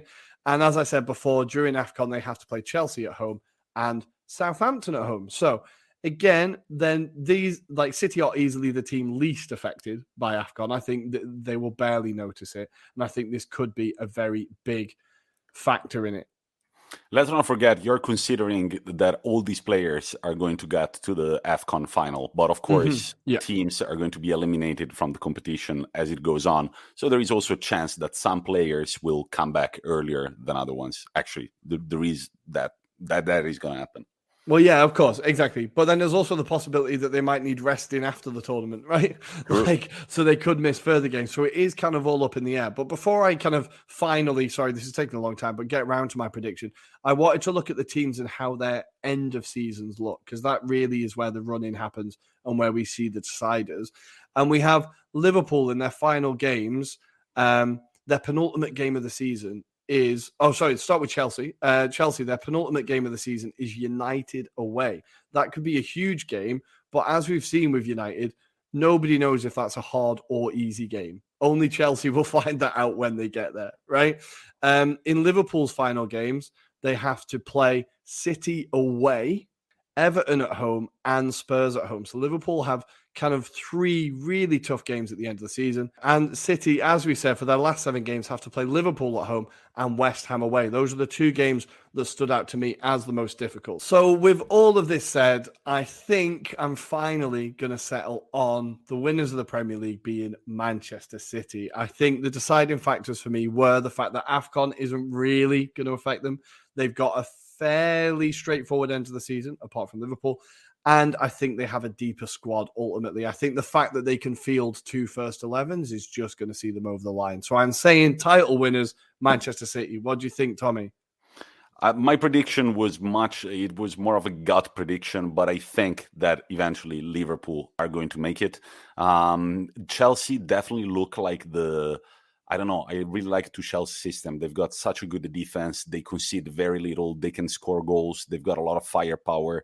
But then I think that AFCON is going to be a deciding factor, but it really depends how much the teams progress. It depends on the injuries that there will be. It depends on a shit ton of things. I want to say Liverpool just because when they are in form, I think they are unstoppable. That's my prediction. But it's not. I didn't take all the factors that you did into account. We shall see. So Rory says Man City. I say Liverpool. Let's move on to the top 4, Rory. What are your predictions? The top 4. Now, I am going to surprise some people because I get Arsenal biased, but not quite yet. So the top 4 I have said is going to be, so obviously I've said Manchester City will finish top. I said Liverpool finish second, Chelsea third, and my surprise package, I'm going to say West Ham finish 4th. I'm going to say West Ham get the Champions League spot. Now, this is the one where I'm going to probably be made to look foolish, but I have a reason. I think that Arsenal and United are both kind of a similar level and they're both capable of being good and an absolute bin fire. And this is going to kind of fluctuate throughout the season. I think with West Ham, we all thought it was going to be a one-season wonder. It wasn't. And we've seen that they've built on what they did last year. They've added to their squad a little bit. They've become a little bit better. They've got more about them. I think maybe they can just sneak into that top 4 spot. So I'm going to say this is a gut one. I'll be honest. It also kind of depends how far they get into the Europa League, because then it kind of gets busy. It kind of gets difficult. But I'm going to say West Ham get the top 4. So my top 4 would be City, Liverpool, Chelsea, and West Ham. Antonio Conte is giggling while he listens to your prediction. Don't forget that Tottenham are only 5 points behind that Champions League spot. I wouldn't be surprised if they made it to the Champions League next year. I have a lot of trust in that man. Well, I don't blame you, but Antonio is going to be really angry when he hears who I think is going to finish 5th and 6th, because Tottenham aren't in it. Shit. Go for 5th and 6th. For 5th and 6th, I have gone Manchester United in 5th, and this is where I get biased. Arsenal in 6th. I think as good a manager as Conte is, the squad is lacking a lot. I don't know how much you can improve in January. It's a difficult time of the year to buy. Even if you spend 200 million, I don't know if the squad's going to be up to it. He's not going to get 200 million. I think with United, they've got the good enough players to get there. And I think with Arsenal, we've got enough slow progress happening for us to get there. All right. Let's go with the relegated teams before we move on to the individual awards. Who is going to be relegated from the Premier League this season? So for my relegated teams, it will be of no surprise to anyone that I've gone for Norwich and Newcastle. Now, Norwich, I think it's almost decided already that they are relegated, but I was looking through their fixtures at the end of the season. This is in a row as well, Tommy. They have to play Manchester United away, Newcastle at home, which is going to be massive, Villa away, West Ham at home, Wolves away, and Spurs at home. That is their last 7 games, and none of them I could really see them winning. And the problem with Norwich is when I look at any fixture, there's none of them I can see them winning. I'm always just like, oh, they'll lose that game. They'll lose that game. They'll lose that game. So I think Norwich, undoubtedly. Then Newcastle, now, despite being the richest club in the world, this week they were turned down by Unai Emery to take over the job because he said there wasn't a clear enough vision for the job and the people in charge don't really know enough about football. For him to turn down what was undoubtedly a very lucrative contract offer says a lot about the state of that club at the minute. And as we've said before, I think they're going to be doomed before January. So I was looking into this. And again, get ready, Tommy. This is Newcastle's fixtures before the January transfer window opens. You ready? Go for it. They've got next Brighton away. Then they've got Arsenal away. Norwich at home, massive game. Now, this run is ridiculous. Leicester away, Liverpool away, City at home, United at home, and Everton away. Jesus. Yeah. Good luck, boys. Good luck, Magpies. That run of Leicester, Liverpool, City, United is absolutely brutal. That is like, I was reading it and I was like, oh my Christ. Like, even if I don't know how many points they can get out of that run realistically. And I think that they could spend 300 million in January. The damage could be done already. So I think I'm saying Norwich or Norwich and Newcastle. And then the other ones, I'm going to be a little bit vague. With Aston Villa, it depends a lot on if they keep hold of Dean Smith, if he manages to turn it around. And with Watford, it feels like they always get relegated. So I'm going to say Norwich, Newcastle, and Watford. I'm going to say Villa stay up. All right. So we've got the top 6, we've got the bottom 3, and now it's time for the individual awards. Top goal scorer, Rory. Top goal scorer, I'm not really going to be surprising anyone here. Mohamed Salah. He's already got 10 goals. He's already 3 goals ahead of the nearest player, I think. And I think despite the fact he's going away to AFCON, I think he's got enough of a gap and he will continue this form until Christmas at least, that he's going to be the top scorer. I think that's all that needs to be said, really. I don't know. If he doesn't get it, I'm going to say Vardy because Jamie Vardy's Vardy and he will get goals. Agreed. No, I think Salah is going to be as well. I would say Ronaldo if he had started the season at Manchester United, but now he's only on 4 goals. It's a little too late. I will let you continue. What are the other individual awards in the Premier League? So I've gone for player of the season. Again, it doesn't really feel like it's going to be a surprise, but I'm going to say Mohamed Salah. I think even if Liverpool don't win the league, the fact, like the start that he's had and when this award is voted for, because the awards are voted for before the season ends. So it's usually players that do well at the beginning of the season, they end up winning it. So I think the start that Salah's had is going to secure him his second player of the season award. So I think, not a controversial shout, but I'm going to say Mohamed Salah. Beautiful. Let's keep going. Best goalkeeper? Best goalkeeper. Now I've put whichever one wins the league or Aaron Ramsdale. All right. Yeah. Now, my thinking behind this is Mendy won it last year, right? And if Chelsea don't win the league, then he won't win it again. Alisson has won it before. And I feel like Ederson has won it before. So my thought is that the English media are going to love the fact that there's this really exciting young English goalkeeper. They're going to get far too carried away and they're going to give him goalkeeper of the season. I feel like why not? I like that's what the English media do. And that's not to say Aaron Ramsdale won't deserve it, but I feel like this hype train is just starting to pick up some pace. So I'm going to say Aaron Ramsdale, fuck it, goalkeeper of the year. He's going to make so many mistakes now I've said this. Best, and I think we've got best defender and best midfielder left, right? The one I've gone for is young player of the year. Go for it. Yeah. Okay, I'm going to finish with young player of the year, if that's okay. Again, this is where the Arsenal bias is really coming out, guys. And I apologize, but I'm going to say the young player of the year is going to be Emile Smith-Rowe. I think... Now, this all depends on Arsenal getting back into Europe, right? If we get 5th place and if Emile Smith-Rowe continues on the form that he's on, I think he's been at least the breakthrough player of the season so far. Like the start he's had and how much he surprised people. I feel like if he continues this, he would have a real shout at being young player of the year. Also, the fact that like if City win it, I don't know if they would have any candidates really, or if Liverpool would. I think like he is... So far, he's been the best young player, so that's what I've based it on. All right, why not? So these were the Premier League predictions. Remember, episode 19, this is the bit where you have to come and clip all of the bullshit that we might have said. Let's move to Serie A. I will go the opposite way. I will start from the individual awards, and then I will go for the team awards, just because I otherwise you would stop listening to me probably after 1 minute. But let's start from the individual awards. Top goal scorer. So now that Cristiano Ronaldo is gone, now that Lukaku is gone, I think that it's time for one player to really shine, and that man is Dusan Vlahovic from Fiorentina. Good old Dusan is already doing brilliantly in Serie A. He's already got a few braces here and there. He's already got a few... one hat-trick so far this season, and he's trailing by only 1 goal behind Ciro Immobile.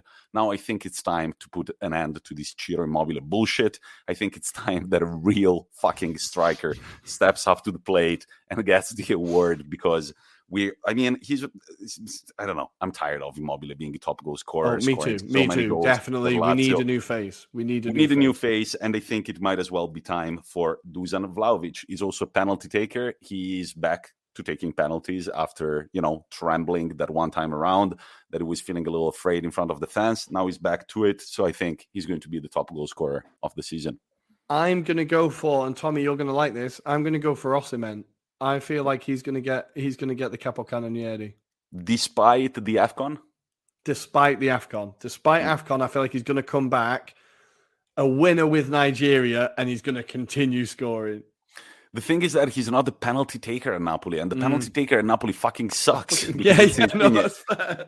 If he had scored the 4 penalties that Napoli were awarded, Osimhen would be on 9 goals, which is as many as the current top goal scorer, which is Ciro Immobile. So that's my prediction. And they said in between brackets Zapata for Atalanta. He's never been top goal scorer in Serie A, so maybe this could be the season for him.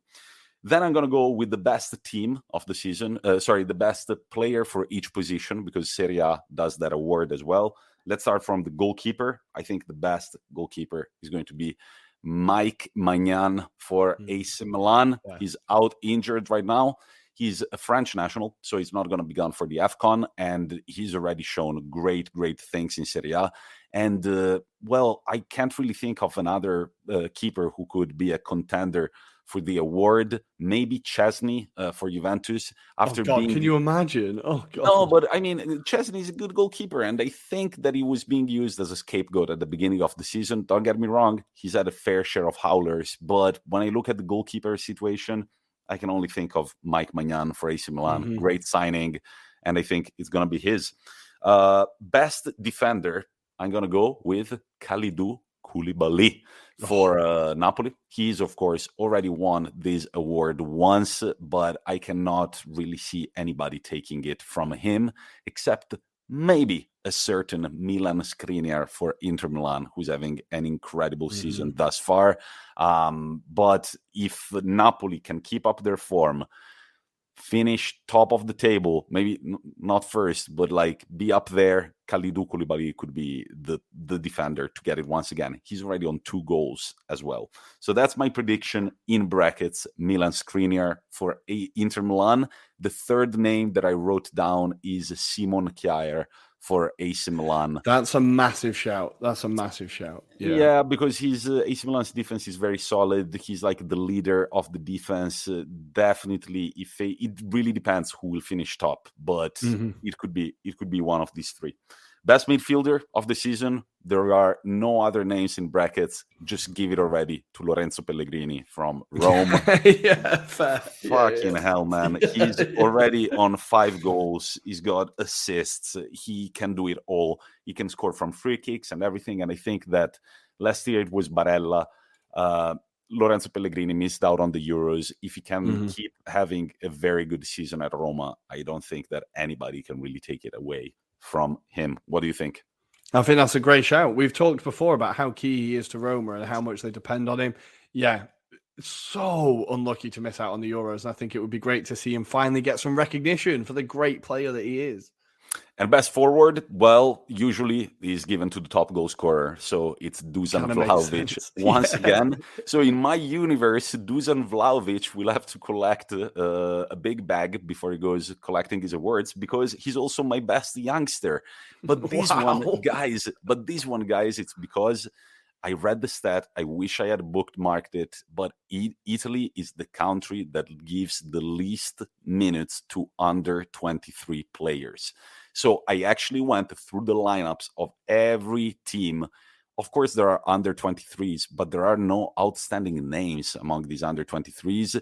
And especially, they're not given that much time. So I'm going to go for the second year in a row. It would be Dusan Vlahovic, because it's awarded to the most outstanding player under 23 years of age. I can't think of many more. So it might as well be I Dusan. Always feel like, without going off on a tangent, because they do the same with let's go off on a tangent. They do the same with the Young Player Award in the UK. I feel like it should almost be like the Rookie of the Year award, like in America, where it has to be your first season, because you end up with stupid situations where Sterling wins it and he's played in the league for 5 years, and you're like, okay, yeah, he's technically a young player, but not really, if you know what I mean. I feel like they should kind of change the parameters a little bit. True. The fact is that not a lot of chance is given on your first year. Usually you don't. But yeah, that could be interesting. And the MVP of the season, which is another award that is given in Serie A. Last year, this is the overall MVP. Last year, it was Romelu Lukaku. I'm going to go for Federico Chiesa. I think this is going to be his breakthrough season. He's going to help if Juventus make the top 4, I think it's gonna read Federico Chiesa all over that achievement. He's Italian media love him. He's the future of our present and future of our national team. So I think it would be hard to take that award away from him. And now that I had your attention, let's go with my predictions for the teams. But since I want you to keep listening, I'm going to start with the relegated teams. Okay. I think that the relegated teams are going to be Salernitana, Spezia. No. And then the other name is Genoa. Ladies and gentlemen. Is this the year? Is this the year? Yeah, I know that in the previous pod I said that there is an interest in keeping them up. Well, I think that as much as the referees are going to try to keep them up, there's not going to be a way around it. They are going to be one of the teams to drop. You inspired me, Rory, to look at the last fixtures that Genoa have, and it's a bit like hell from April. They've got Lazio, then AC Milan, then 2 alright games against Cagliari and a derby against Sampdoria, and then it goes Juventus, Napoli, and Bologna. Oh, shit. Yup. So this was the team that kind of agreed with Fiorentina 2 years ago to just pass the ball for 90 minutes on the last match day so that none of the 2 teams would be relegated. But I think that their opposition at the end of the season, it's all teams that will be competing for something. Maybe the game against Bologna and Cagliari and Sampdoria, they could get a few points, but definitely not against Lazio, Milan, Juventus, and Napoli. Salernitana, there is really nothing that exciting about that team so far. I don't remember which game it was, but I looked for the extended highlights of a Salernitana game, and I was like, there is nothing good about this team. And then Spezia, also because Spezia, this is ridiculous, but at the beginning of the season, they were punished from FIFA because they put a wrong signature on a deal and they cannot go on the market. They cannot go on the transfer market for 2 years. So if football is a corrupt sport, it's because of teams like Spezia, not because of Manchester City and PSG. God damn it. So they cannot even fix their squad in January. So I don't see any way for them. That is that's criminal, isn't it? That's absolutely criminal. It is. Like and PSG doing what the fuck they want. Spezia getting punished like that, man. This man was, and also, I'm going off the top of my head, but I think that every Italian team is allowed to have a maximum number of under 23s, and they signed one too many, but it was just like ridiculous in my opinion. And they didn't put Cagliari because whenever I look at Cagliari's squad, I'm like, this team is too good to be relegated. Like, I don't think they're currently bottom, right? They are currently bottom with 6 points, but Salernitana have 7, Genoa and Spezia have 8, Venezia have 9, and Sampdoria have 9. Okay. Now, I was tempted to write off Genoa and put Venezia, but Venezia, I mean, they're not the greatest team in Serie A, but they've got a few names that are good. So they've got Mattia Aramu, their trequartista, who is very good.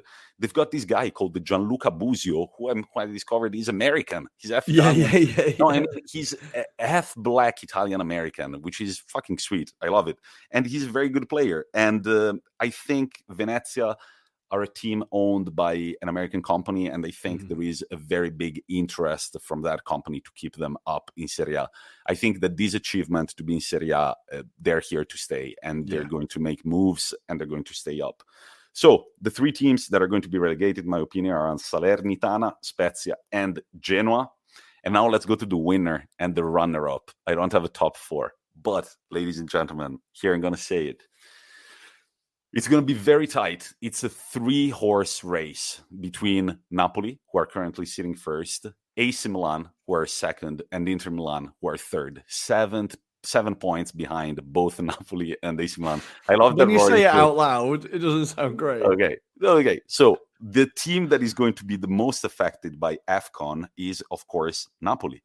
Their team's spine is going to be absent. So Kalidou Koulibaly in defense, Zambo Anguissa at midfield, and Osimhen up front. The games that they're going to play during the AFCON, now it also depends when the players are going to leave for the AFCON, because I see that on January 6th, there is Juventus-Napoli. But are these players still going to be in Italy? I want to say yes for this game, right? Yeah, I think they leave like a few days before. It's not. Yeah. And then the games that they've got while these three players are gone are Sampdoria, Bologna, Salernitana, and Venezia. So absolutely. There was a new. This is a new thing in Serie A this year. The calendar is not mirrored, right? Which I think it's actually pretty sweet. It's not mirrored. I always liked that about Serie A, that you could like carbon copy it. I always quite liked it. The second. So wait, in the Premier League, it's not mirrored. No. It's just random. All right, it's random. Sky pick it. Like it's yeah. Well, the second half of the season is not going to be mirrored, so the games are going to be different. But I think that, I repeat, Sampdoria, Bologna, Salernitana, and Venezia, these are not games that Napoli should really struggle in. Maybe Inter and AC Milan, they don't really have any players in the AFCON except AC Milan. They have one player that represents like the importance of four players at the same time for them. We're talking, of course, about Franck Kessié. He's going to be gone for the AFCON. Who do AC Milan have during that time? Let me look it up very quickly. During the time of the AFCON, AC Milan are going to play Venezia, Spezia, Juventus, and on the day of the final, Inter Milan for the second leg of the derby. Tommy, they also miss Benacer as well. He's going to go as well, right? And Benacer, correct, yes. So two important pawns at midfield, and also Ballo Touré. I don't know if he's going to be called up by Senegal, but he's a replacement on the wing.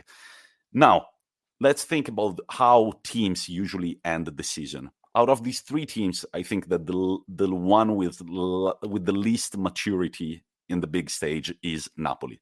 And usually, I check the final fixtures, and they don't have any big games at the end. But I think that throughout the season, Napoli at some point, they're going to shake and they're going to lose some important points. So Napoli, I think they're going to end the season third, which would be a huge disappointment. Here, in my universe, at the top here, we're talking about like the final standings that all teams are separated by 1 point. If not, they're even on even points. So I'm going to say that Napoli end the third. AC Milan finish second, and Inter Milan win the league. You're saying this a week before the derby. I know, and it really depends on that win. If we don't win the derby, this prediction goes out the window.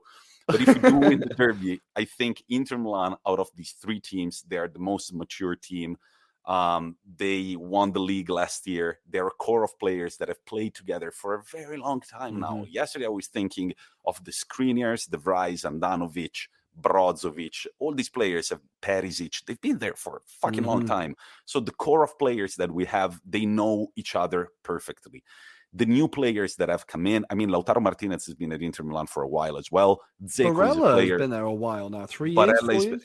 This is the third year as well for Lautaro. Dzeko is a player with a ton of experience. So in the reason why I say that I'm saying that Inter are going to win the league, basically, because they have the most experience and they can keep their focus more than the other two. Will I be proven wrong? Most likely. If you listen to the Anglo-Italian pod, you should know that. But that's my final prediction. Inter win the league, AC Milan second, and Napoli third. But I will repeat it. They will be separated by 1, maximum 2 points. I think it's going to be a very intense race until the end. Another thing that I was thinking is that when a team doesn't have a lot of experience at the top, Napoli still haven't lost the game. We still have to see how Napoli react after losing a game. Same for AC Milan. If you don't have a lot, last year AC Milan, they were first for a long time. Then they lost the derby and everything started falling apart. Inter Milan, I've already lost the game. And after that game, what came?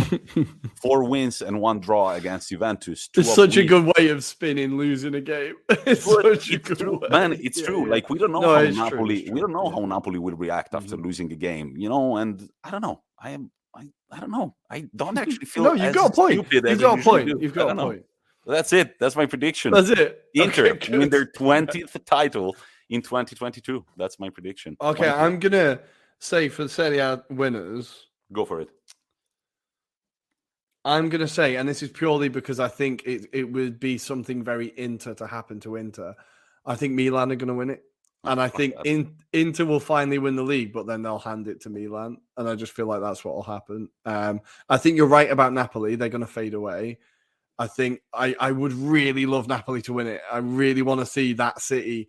Like, Tommy, if Napoli win the Scudetto, we are going down to Naples for that weekend and just to see the city. Like, I'm down, but it's dangerous, dude. People shoot with their guns out the window, like aiming at the we street. have to see that city if they celebrate a Scudetto. Oh, no. It would be insane. Like, it would be insane. And I'm sure that we wouldn't be the only ones. It would be full of like improvised Napoli fans just to see what's going on. So I would love to see that city, but I think maybe Milan have finally got the bits in place to do it. But I have to say, I hope Inter win it, right? I really hope Inter win it. And look, we can still go to Naples even if Milan win it, because I don't want to be here. So we can take a weekend off in Naples. I definitely don't want to be here with all those disgusting red and black flags. But I believe we've gone a little over time. It's another characteristic of the Anglo-Italian pod. Yeah. Shall we jump to the quiz, Rory? Let's go. Let's make it happen.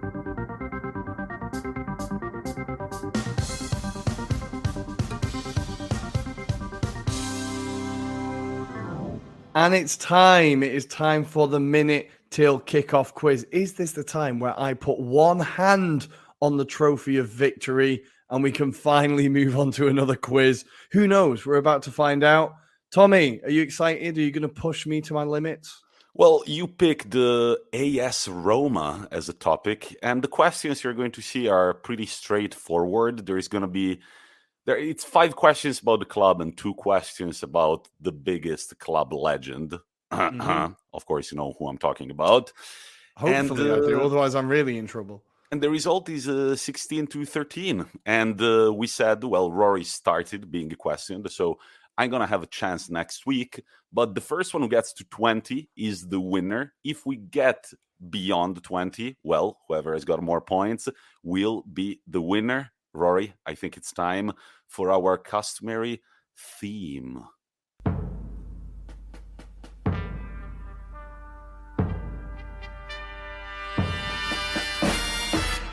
And here we are, ready to test Rory's AS Roma football knowledge. Rory, how did you come up with this very specific topic?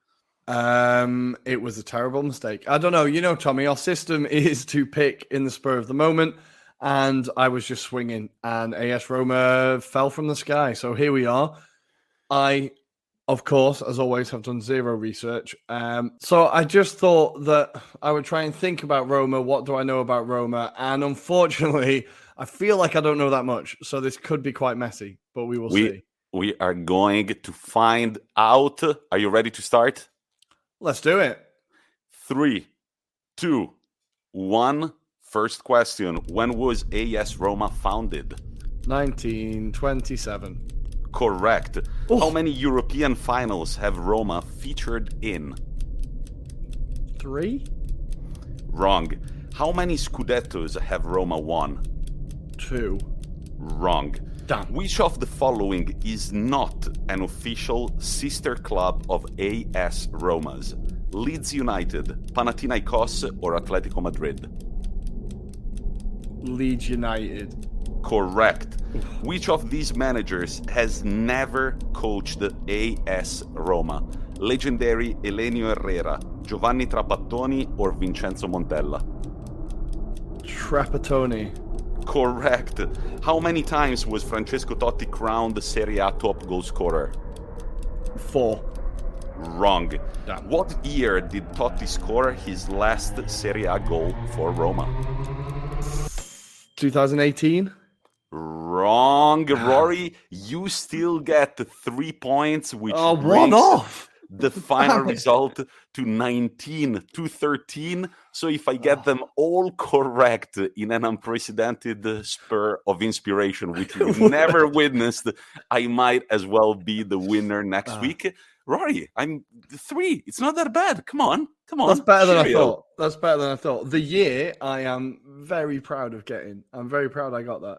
Yeah, it's under the logo. So that was the first question. When was AS Roma founded? On the same year that my grandmother was born, 1927. It's soon going to be her birthday. 94 years. Happy anticipated birthday, Nonna Kika. The second question, how many European finals have Roma featured in? Rory said 3. It was 2. So they were in the Champions League final against Liverpool in 1984, and they were in the UEFA Cup final against Inter Milan in 1991. But of course, they didn't win either. I could think of those 2, but then I was like, I'm probably forgetting one, so I'm just going to say another one. And then about the 1991 against Inter, I had no idea until I looked it up. How many Scudettos have Roma won? You said 2, I believe, Rory. It was 3. They won in 1942, 1983, and of course 2001 with Totti and the famous team that we've thoroughly covered. Which of the following is not an official sister club of AS Roma's? I said Leeds United, Panathinaikos, and Atletico Madrid, and it's correct. Leeds United are not a sister club, while Panathinaikos and Atletico are. You also guessed the next one, Rory. Very good. Which of these managers has never coached AS Roma? Elenio Herrera, Giovanni Trapattoni, or Vincenzo Montella? And it was correct, Giovanni Trapattoni. Now, as an Inter fan, I remembered that Elenio Herrera had coached Roma only when I checked it online. Otherwise, if you had asked me in the quiz, I don't know if I would have guessed it. No, that was a complete guess. I just thought, I know nothing about Herrera's career. I know a little bit about Trapattoni's, and I don't remember him being at Roma. So, Did you remember? I was undecided whether to put Capello in the mix. You remember that Capello? Yeah, well, he won the Scudetto with them, right? Yeah, exactly. Then how many times was Francesco Totti crowned the Serie A top goal scorer? It was a trick question. Only once. Yeah, I went far too high. 4 is ridiculous. I don't know why I went 4. But again, I would have said probably more than 1. But this again says that in Serie A there are a lot of good strikers and forwards. True.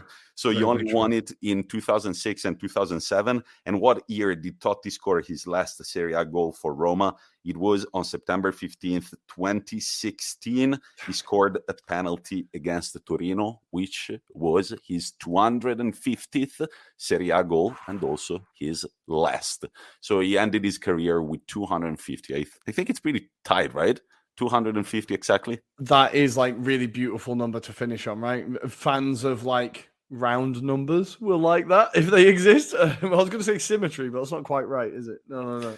Yeah. All right, and I guess it's time for me to pick the topic. Okay, Tommy, you've got 3 seconds to think of your topic. Go. Oh, 3 seconds? Come on. I'm going to go. Let me think about it. I'm going to go. I'm going to go hard for myself. The Brazilian national team. Oh, La Seleção. Oh, I'm excited. A Seleção. Yes, yes, ladies and gentlemen, that's my topic.